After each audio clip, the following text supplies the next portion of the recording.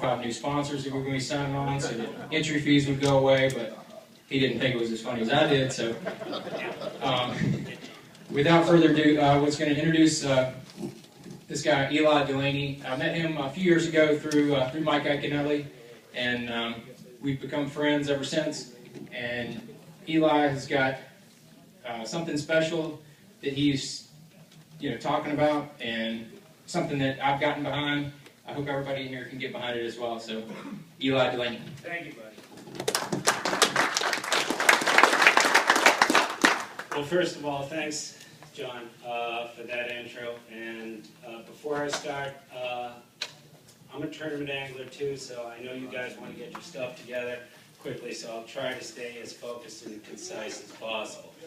I'm Eli Delaney, and I want to first of all thank Bass and Jerry McGinnis for inviting me here today to speak to all of you. Some of you know me. Hopefully all of you met me coming in line here. But I've worked for several years about raising autism awareness. Some of the guys that have been involved with this have been Kevin Van Dam, Mike Iaconelli, John Cruz, Fred Rubanis, Edward Evers, and Kelly Jordan. There have also been several others too.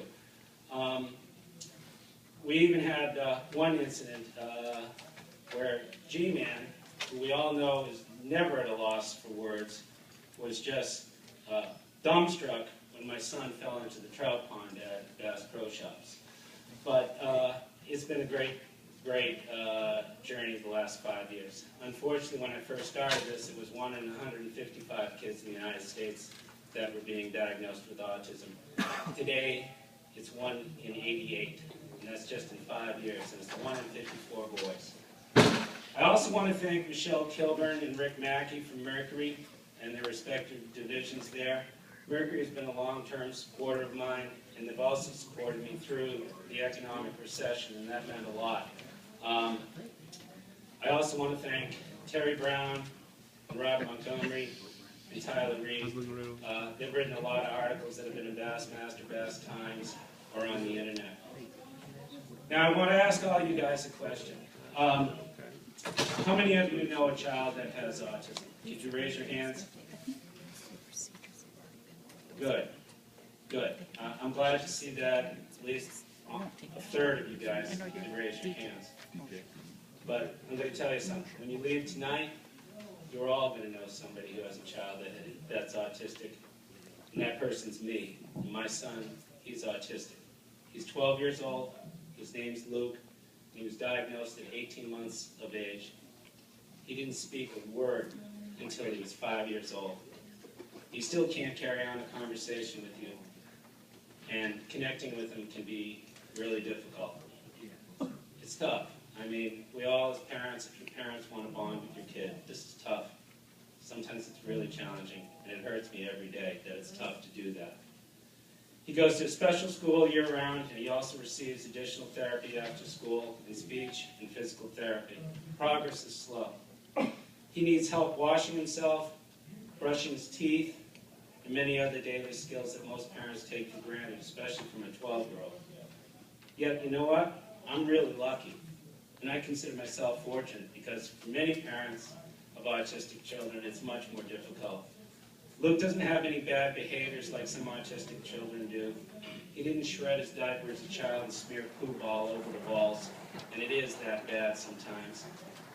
I had another parent who related a story to me that her daughter was eating toilet paper. Luke's very patient and good-natured, and while he likes structure and routine, he doesn't act like Dustin Hoffman in Rain Man when his routine is broken. He doesn't get very upset. He's very easygoing, and he can be in public. John and Ike and several of the other guys that I've worked with at Bass University have met him, and this is unlike many children when they're in public, that they draw a lot of attention to themselves.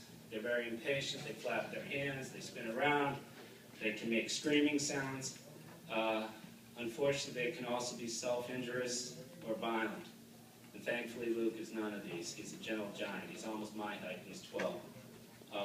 I'm lucky that Luke has none of these behaviors, but it's heartbreaking that he's as good as he is on the autism spectrum. He's by no means a normally developing child, and it also hurts me to see other parents suffer this. I had mentioned about the incidence rate. It's 1 in 88 now in the United States being diagnosed, 1 in 54 boys. It's 5 times more likely to occur in boys than girls, and it occurs in all racial, ethnic, and socioeconomic groups. You're wondering what might be some signs of an autistic child. A lack of delay in the spoken language, like I had mentioned with my son. Repetitive body movements like hand flapping. Little or no eye contact. A lack of interest in peer relationships. And a lack of spontaneous or make-believe play. My program, Fishin with a Mission, is designed to bring awareness and resources to parents and family, friends, and children who are facing these challenges. I'm very fortunate. I live in Boston. Boston has the best teaching hospitals, the best hospitals in the entire country. And we have educators who are the leaders in the autism field. But what about those parents that live elsewhere? What about the parent who lives in Zapata, Texas, or the parents here in La Crosse, Wisconsin? I don't know how to help them. I know how to help somebody in Boston, because I'm lucky.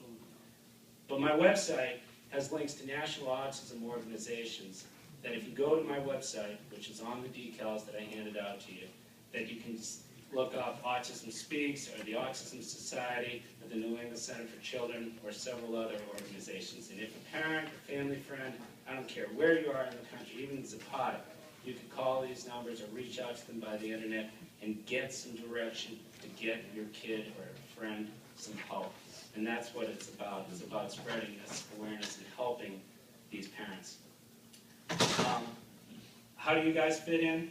If you put that decal on your truck and boat and the thousands upon thousands of miles you travel, we can effectively spread awareness across the country, and think about just how many people will see that decal, and maybe, just maybe, every day, one person that drives by will see that and be able to help their kid. The director of my son's school, who's been in this business for over 30 years, always tells me it all starts with awareness. Please, help me spread it with your support. And lastly, I want to thank my wife, Deb, and my son, Luke. Deb for doing all my website design and work and support and understanding about me taking off for either a fishing tournament or to pursue promoting this endeavor. And Luke was an inspiration to me because he goes to school 12 months a year, 5 days a week, and he works his butt off every day and trying to overcome his autism. Thank you for your time. I wish you all good luck this week. Tight lines. Thank you.